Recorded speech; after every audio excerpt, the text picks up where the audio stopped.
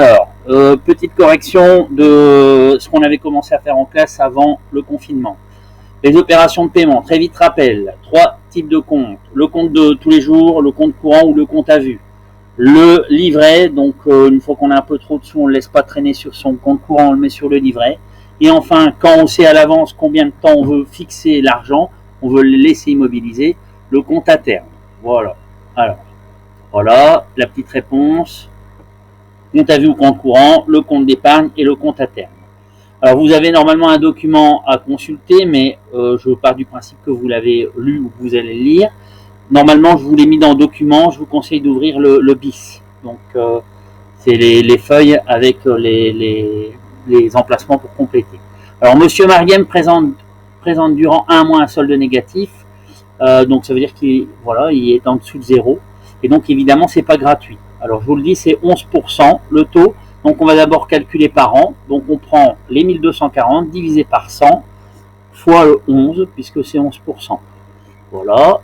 Alors, ici, voilà le calcul. Donc 1200 fois 11 divisé par 100. Évidemment, il manque une petite parenthèse. Ensuite, il faut faire par mois. Il y a combien de mois dans un an? 12. Donc on reprend les 132 et on le divise par 12 pour avoir par mois. Évidemment, il y a d'autres méthodes. Ça, c'est une méthode en 2 fois. Alors, autre question. Madame Desprez est une femme d'un certain âge et elle n'aime pas trop l'informatique. Et donc, elle a entendu dire que finalement, Ktrade, c'est bien parce que c'est gratuit. Mais il y a Monsieur Delfos, que vous connaissez, moi aussi, il lui déconseille. Alors, pourquoi? Alors, simplement parce que Ktrade, c'est bien, c'est pas cher, mais comme pour ce que vous avez eu l'occasion de consulter, si vous avez écouté le document que j'avais donné il n'y a pas longtemps en vidéo, le truc, c'est que c'est tout online, c'est tout en ligne, et donc on doit se démerder, on doit tout faire tout seul. Donc voilà, pour résumer, la réponse que moi j'ai donnée. Voilà. Donc Ktrade Bank ne propose que des comptes à vue Internet. Le client se trouve donc seul devant son écran pour effectuer ses opérations, et ça ne correspond pas du tout au profil de cette dame. Alors, Monsieur Dupont est client chez Belfius et il ne souhaite pas changer d'organisme financier. Cependant, il veut payer le juste prix. Qu'est-ce qu'il doit faire pour déterminer si le package qui lui a été attribué est le plus adapté? Voilà, alors réponse. Il doit déterminer le plus précisément possible ses besoins et habitudes pour déterminer quel est le package le plus adapté pour lui. C'est même pour votre téléphone. Donc si vous avez un package formidable mais que vous n'utilisez pas la moitié, ça veut dire que vous payez pour rien. Il y a des trucs que vous payez et vous n'en avez pas besoin. Alors, Monsieur Marguem, n'ayant pas beaucoup de moyens, il a décidé d'opter début 2011 pour le compte gratuit de Record Bank. Durant un an, il effectue toutes ses opérations par home banking, donc ça pas de problème, mais il aime bien quand même retirer de l'argent liquide et donc il fait 2 retraits par semaine. Le problème, c'est que le distributeur de billets, c'est pas sa banque et donc c'est la banque Belfius. Et donc au bout d'un an, il râle. Pourtant, il n'y a pas l'habitude. D'habitude, il ne le fait pas. Il râle jamais. Il est furieux. Il affirme que son compte censé être gratuit lui va finalement coûter très cher. Alors voilà l'explication.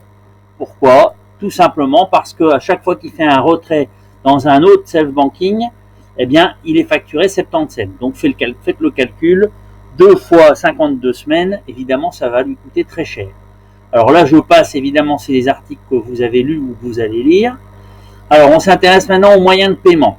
Alors, les documents de paiement, vous avez le choix entre quittance, ticket de caisse, bulletin de versement, acquittement de facture, un reçu, un bulletin de virement, une domiciliation ou un ordre permanent. Donc, vous allez passer en revue.